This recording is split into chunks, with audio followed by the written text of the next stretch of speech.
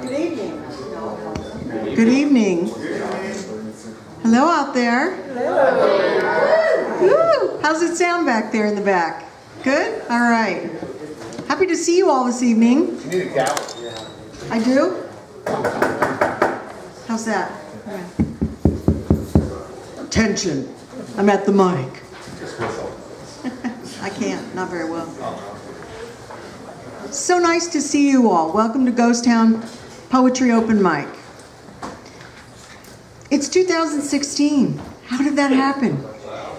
I can't believe it. We've been at this, well, Chris has been at this for 12 years, almost. I don't know. Yeah.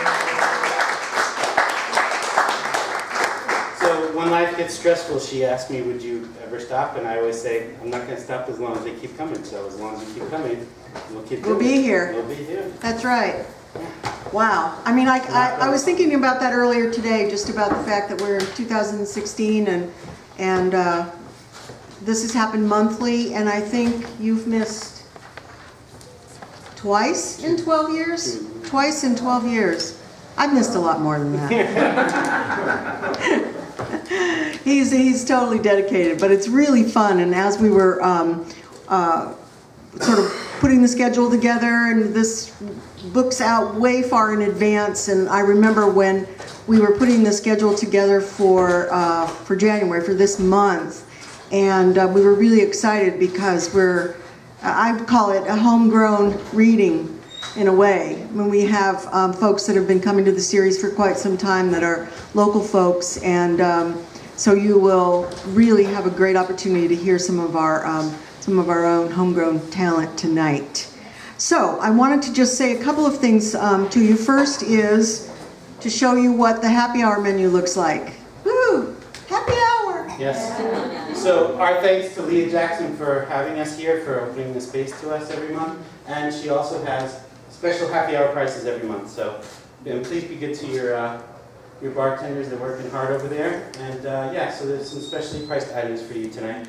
And after we start, this is going to go back next door. Oh, the other thing that they asked us to remind you is to try to settle up your bill as early in the evening as possible, because sometimes the reading goes just slightly longer than they're actually doing business over there. And we have had people forget, so try not to forget to settle up with them.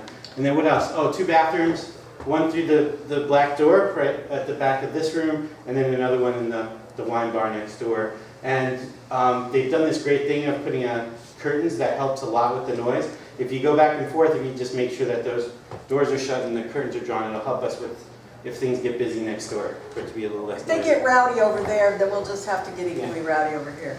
And they ask, yes, right. And they ask here because We're going to dance this out here, okay? okay, because they're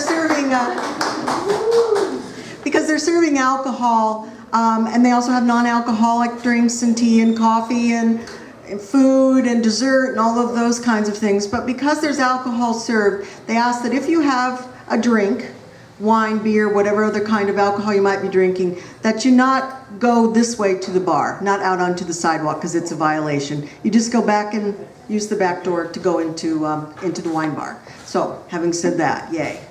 Okay, I am going to look here at what we wanted to cover. Oh, before we get started, I wanted to just mention one other thing to you, and then Chris is going to talk about next month's featured reader. We are really happy that we'll be celebrating William Stafford's birthday this coming Sunday at the Central Vancouver Regional Library, the central location on C Street and Evergreen.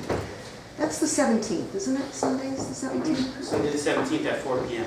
Okay, this coming Sunday, 4 p.m. at the library.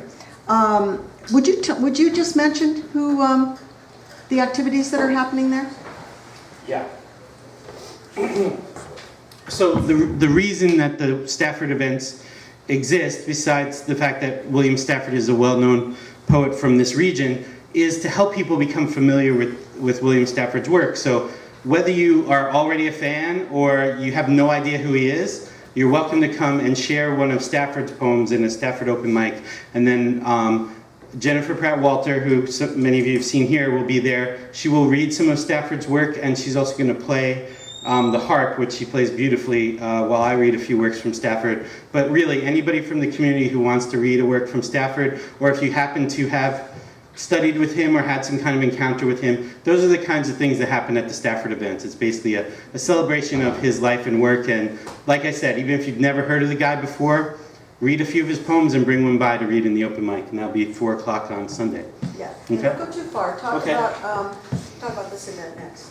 Oh, yes, I guess, yes. And also National Unpublished Writers Day, which is inspired by the life and work of Richard Brautigan and was founded by Professor John Barber at WSUV. That event was passed on to me, and it's basically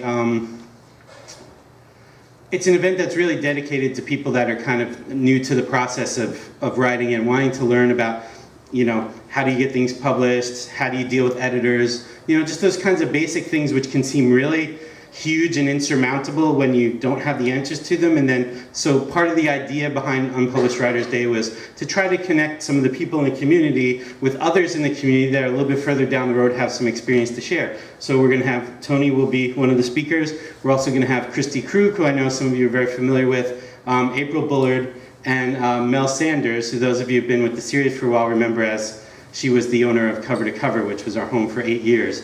And all of those amazing writers have life experience to share, and that's what it'll be about. There'll be, talks and some workshop. Each person basically has a different theme, and we have a Facebook event, on that, and you could also just get in touch with either one of us if you want to know more about that. And that's on the 31st. It's always at the end of January because I think that Richard Brautigan's birthday is the 30th or somewhere right towards the end of the month. So we do it to celebrate him, but also celebrate that spirit of helping unpublished writers. Because in his novel called The Abortion, he had this idea about a library where people could bring their unpublished works to the library, and then they became part of the library. Someone in Vermont, I think it was, actually did that. And then Professor Barber got all of those unpublished manuscripts from there and made them a permanent part of the Clark County Historical Museum, which is right here on Main Street. So you can still go over there and visit that. And that's the spirit in which the event is happening. So, is that good? Is that That's what you right. wanted? Thank you very much. And it would be really interesting if you do have the time to go to the Clark County Historical Museum and be able to sit down with some of those manuscripts and read through and see what people brought. Those things will live on for a long time. And having said that, and that's going to be the 31st. No. Yes, Sunday, the 31st. How are we doing everything on Sunday? Sunday the 31st at the library at C Street and Evergreen, and we will have the doors open there beginning at 12:30, and we should be concluding the event by about 5 o'clock. And so we're going to have the speakers on the hour. If you are coming and you know that you can't stay the whole day, but you want to come and see something, and it's on the library's event page that you can get information about it, and also by going to Printed Matter Vancouver's webpage. We have the schedule, the speakers, and the topics listed there as well. Having said that, I will ask you, those of you who might be able to, we are looking for volunteers for that day. We're looking just for 6 people to do a 2-hour shift each, just to help people when they come in to get settled, point them in the right direction, answer some general questions. So if you are inclined to volunteer and help us out that day, I'm going to put a sign-up sheet in the back, and then I have a little form where you can write your time that you volunteered, and it gives you information about what you should think about as a volunteer, what you might be doing that day, or what we might ask you to do. And it's very simple and straightforward. We won't ask you to do anything terrible or too taxing, but we would really appreciate it if we had a few volunteers. And you're going to talk about this? Sure. We want to say hello again and welcome back, Constance and Steve. We're really happy that they're able to be with us for a little while, but they may not be able to be here for the whole evening. So I told Steve that I would hold up his book, which he will be presenting from. He'll be our feature next month. This is a new book called 13, a poem, and it looks great. This is just a proof of the book, so the real book will look even better. We're also just, they're a very important part of our community and have not been able to be with us for a little while, so we just want to welcome them back and also say, come back next month to see Steve read from his new book. And the sketches. Oh, He yes. did all the sketches. The book also has sketches by Steve, so Yeah. yeah, It's it's very going to exciting. be a pretty cool book. Absolutely. Next And there are month. flyers for that next month's reading on the bar at the back of the room. All right. So as we get started tonight with the open mic, I wanted to start by reading, by sort of warming up for the William Stafford celebration. And for those of you who've heard this before, you'll hear it again. And for those who haven't, I hope you enjoy it. I'm going to read a poem by William Stafford called Bess that I read several years ago when we were reading at a Stafford celebration in Beaverton. And it spurred me to write a poem that was a follow-up or a response poem to Stafford. Hi, can you look for a couple seats here? Yeah, go right ahead.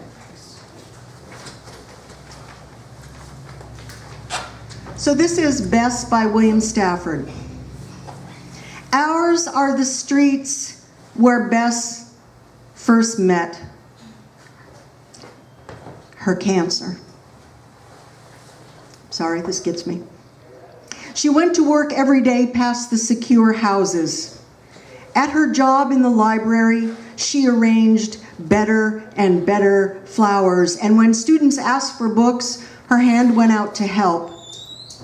In the last year of her life, she had to keep her friends from knowing how happy they were. She listened while they complained about food or work or the weather, and the great national events danced their grotesque fake importance, always. Pain moved where she moved. She walked ahead, it came. She hid, it found her. No one ever served another so truly. No enemy ever meant so strong a hate. It was almost as if there was no room left for her on earth. But she remembered where joy used to live. She straightened its flowers. She did not weep when she passed its houses. And when finally she pulled into a tiny corner and slipped from pain, her hand opened again, and the streets opened, and she wished all well.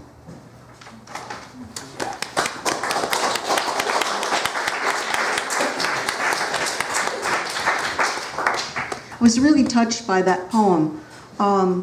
Just the process of knowing someone and they pass, or having an acquaintance that you've known for a long time and they pass, and the impact that that has on our lives. And he, I thought, captured the importance of her to him in that poem. So I wrote this as a response to his poem. It's called When Bill Knew Bess, after William Stafford's Bess. Ours is the street where I first met Bess. On the walk to school, tiny girl with curly hair high atop her head, tied with blue ribbons, sniffing flowers along the sidewalk. Saturdays at the library, she'd collect my nickels for overdue books and give me a look that said I should know better. When the old neighbor next door was ill, Bess carried soup and crackers from her house to his, stayed the polite amount of time, listened to how his legs didn't work and his hearing was shot, told me his words got stuck in her head, and when the sky turned mustard yellow, told me he was gone to a place where joy would find him. After that, we walked to school together each day. One morning, Bess showed me the jagged scar on her left palm, traced over the rippled pink skin until I saw that the scar spelled joy, J-O-Y. She described the way she rested her palm on the old man's head until she was sure her gift of joy had taken hold within him. In the years since, we'd wave hello on the street, say a few words at the library. Bess would hold up her left palm and smile big. I'd pretend to catch the joy she was sending and draw it close to my heart, feeling better than when I'd arrived. When I learned Bess was ill, I thought about the old man and the way Bess convinced me she'd sent him to a joyful place. I saw her at the library last week. She hadn't lost one bit of optimism. Returned 3 books and gave her 3 nickels for old time's sake. Opened my left hand and showed her the word love written on my palm. I placed my hand on the top of her curly hair. Her smile opened. My heart opened. And she wished me well.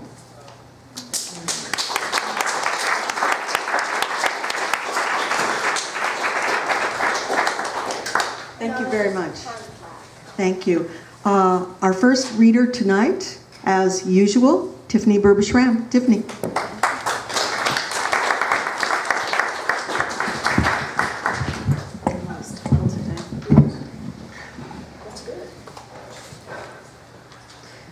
Okay, this first poem is called Refusing to Settle. If you're a woman who refuses to settle, there are things you'll have to do on your own, like dancing and holidays. At times you will go out with friends, couples of 2s and 4s. Sometimes you will be the 3rd wheel, sometimes you'll be the 5th wheel. You will learn to drive to events alone and then back home. You will always be your own designated driver, always be your own monitor of tolerance.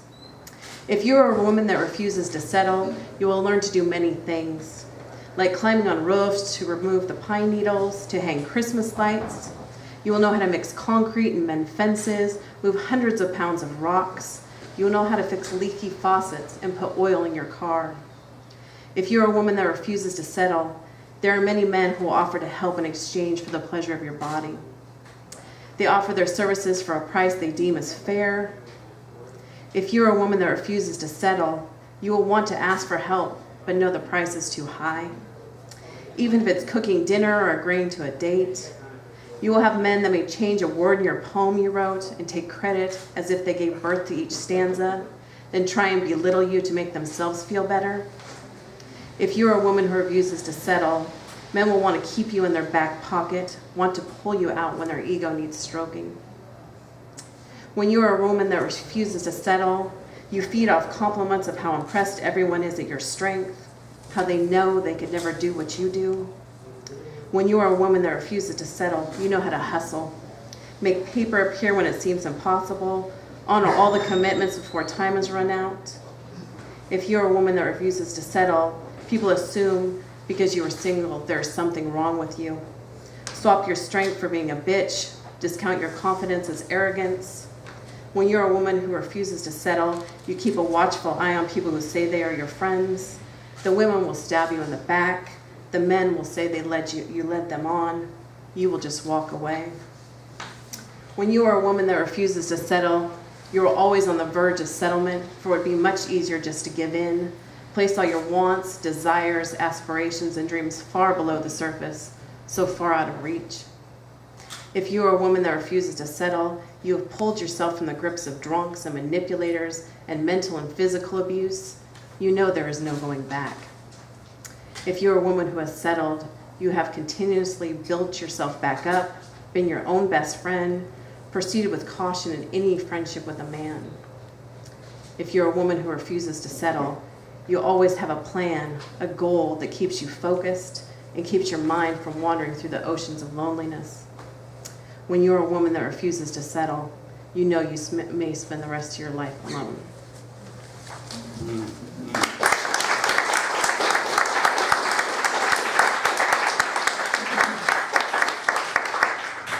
This next poem is called Blocked. Gloves cover my fingertips. It's cold, so they are essential to the warmth and my overall comfort. But they block the creativity that needs to flow. The discomfort feels like a dam of thoughts ready to burst, to saturate streets lined in paper. I remove my gloves as the cold air hits and strikes like razors. This is a pain I can live with. I cannot live with a damned mind in need of release.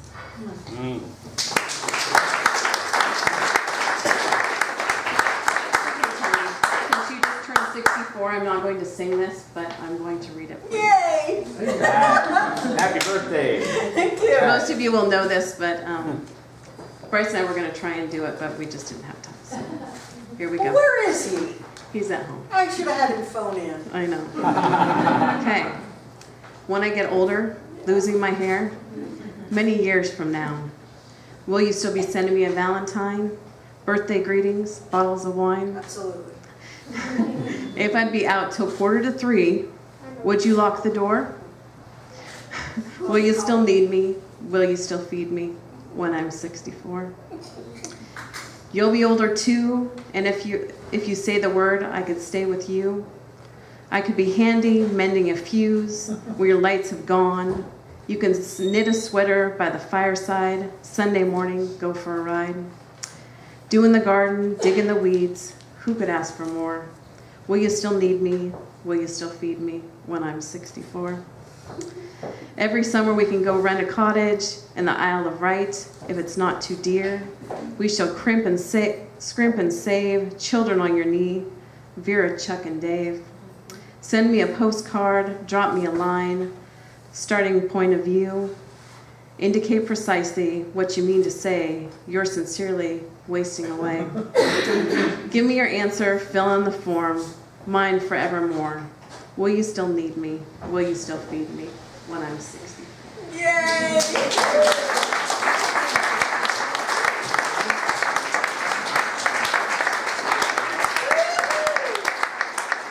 So help me out. Will you still need me? Will you still feed me when I'm 64? You bet.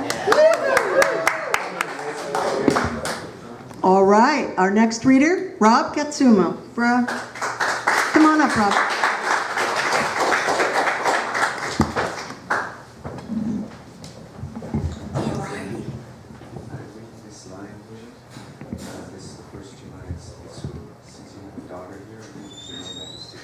Oh, that's okay. I acted out a little bit. He's good. He's okay.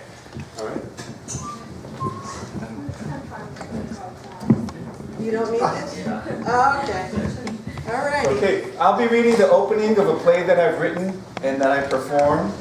And so since I don't have my costume or my props, I'll just describe it, the opening just real briefly before I start my reading. So at the opening of the play, a samurai runs on stage in a kimono with a decapitated head that he places on the ground in front of the tomb of his dead lord. And so he places his head there in reverence and in honor. He bows and he says to his dead lord, "My lord Asano, today I led a team of 47 of your loyal samurai. We stormed the home of your enemy, overwhelmed the guards, and found your enemy hiding in the coal shed. I bowed before him. I commanded him to commit harakiri, to atone for his corruption and lies that resulted in your dishonor and death. Your enemy whimpered in the corner, unable to answer. He left us no other option. We severed his head for him. We hope that this act of public vengeance sheds light on his corrupt habits and shameful treatment of you. We pray that your honor be restored and that you now rest in peace." And the samurai bows to his dead lord's tomb. He stands up and he takes his kimono off. And he then speaks to the audience as Rob, who's me. Those words were spoken by Samurai Oishi to honor his dead lord.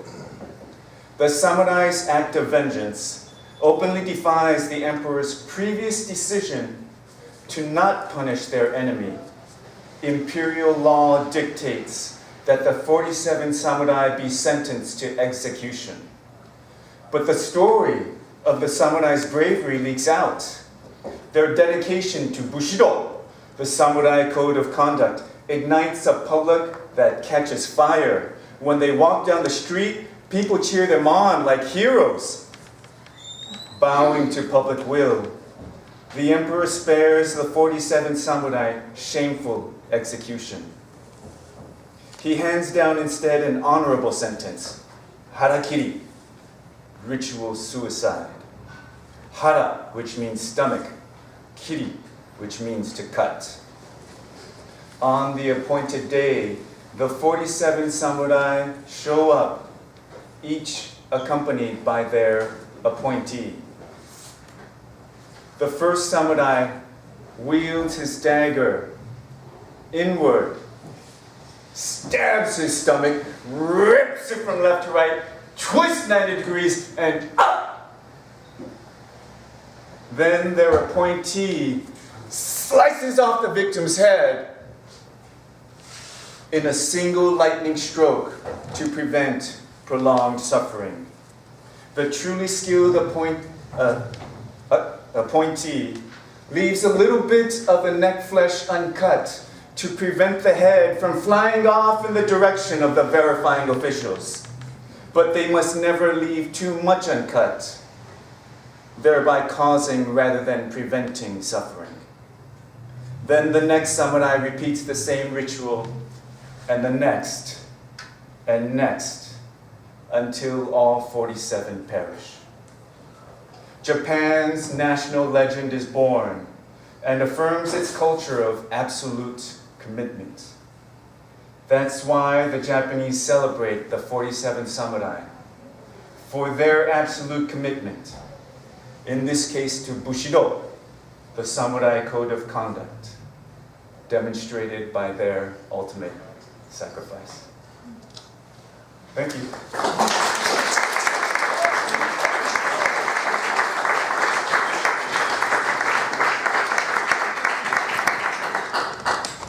All right, next we're going to hear from Joyce Colson. Come on up.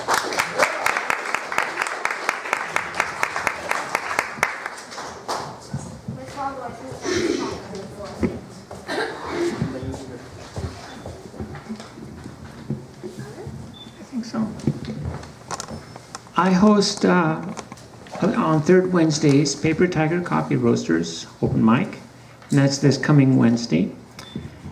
Now, what I did, and from September to December, is I did something different each month. And for 2016, I was thinking I need to do something different for the whole year, so I'm going to do that. What I'm going to do is, I don't know if you are all old enough to remember late 50s, early 1960s, when I used to go to the Saturday matinee movies, even including the Keegans here next door.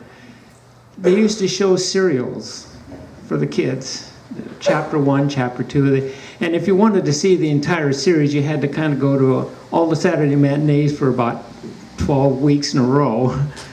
So I'm going to do a serial poetry beginning next Wednesday for the rest of the year. It'll be to be continued, and I'll continue the serial poetry all the way to the end of the year.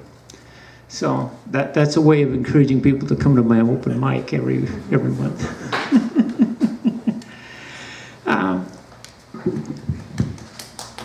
Also, this next Wednesday, I'm not going to have a featured reader because William Stafford was born in January. So instead, I'm encouraging people to bring poems of William Stafford's to share, or to read a poem about death or birth or change of your own. Okay, anyway. I've got 2 poems tonight I'm going to read, and they're about fictional characters. Now, in prose or poetry, fictional characters are really fictional in only one sense, that we make them up. But we make them up from our own experience and our knowledge of things. So they're very much wrapped in that knowledge and that experience. So in that way, they're very real. So I'm going to start by sharing the first one, which is about a fictional Greek philosopher. He's not Archimedes or Plato or Socrates. He's Heliotopus. If you haven't heard of him, well, that's because he's fictional. Heliotopus, the last myth and final legend, the first ancient wisdom following the first philosophy, the creative writing of solemnity, the prayer hands steepled with wit, the smile copied by Da Vinci to paint on Mona Lisa's face, the heralded truth of enigma, those eyes of recognition and studied behavior modification, the tale of twisted double entendre, the biography stolen from his teacher, the legend that began 1,000 years ago, too soon to leave for another 1,000 sacrifices. All this and more was the epic Heriotopus. We don't know who he was in his own time, but in this moment he is on every whispered breath. If his sanctity was not remembered, at least his final words are. Why not? We already tried the why.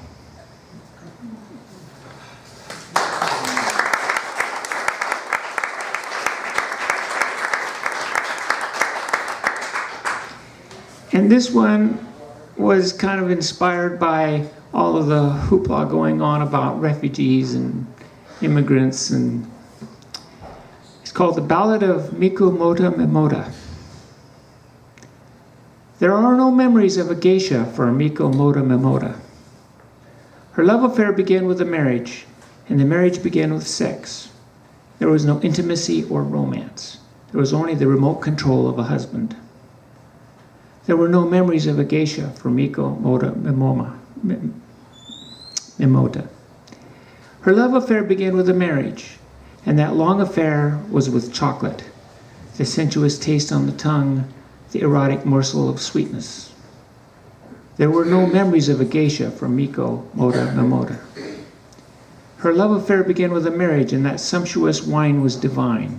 Each drop swilled down with chocolate left a dreamy quality of intimacy. There were no memories of a geisha for Miko Mota Mimota. Her love affair began with a marriage, and those sensuous shoes were delightful, and the pearls around her neck left nothing to the romantic imagination. There were no memories of a geisha for Miko Mota Mimota. Her love affair began with a marriage, and the baking took on lingering portions. The cookies and cakes and pies swooned her. There was nothing left but an empty plate. There were no memories of a geisha for Miko Mota Mimota. Her love affair began with a marriage, and then the seedy affair was discovered. The trashy life of her liaison eloped with her body. There was nothing left but a lonely shell. There were no memories of a geisha for Miko Mota Mimota. There were only the memories of an American housewife.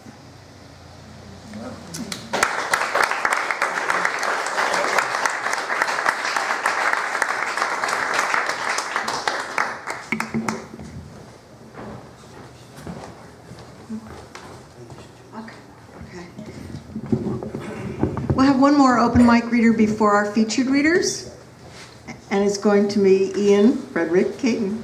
Ian, come on up.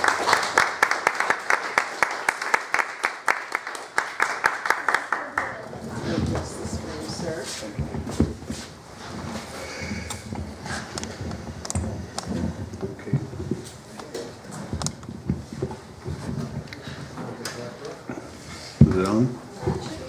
All right. So y'all heard of Rumblefish by S.E. Hinton? This one's called Rumble Cat. New band nights like going to a rumble. You show up ready for a brawl. Playing new band night is like a street fight. You bring your friends, I'll bring mine. We'd all jump in Brad's brother's Dodge van. He'd get us there with all our gear. Got my drum set in the back, snare drum, cymbals, and stick bag on my lap. A homemade speaker cabinet painted red with 4 12-inch Celestians. New band nights like the arms race. Bring your Marshall stack, blow them all away. Just like poetry readings, like new band night. You better come prepared. Poetry readings are like a knife fight. You gotta cut skin to survive. You bring a switchblade, bike chain, Louisville slugger, I'll bring a sonnet. There's violence at a poetry reading. Spill some blood, tear at your heart. At a poetry reading, you better bring it, be ready to brawl. Never show up at a poetry reading with just one piece, have 4. Never begin a reading with a piece about God, save it for last. Poetry readings are like new band tonight. You show up ready for war.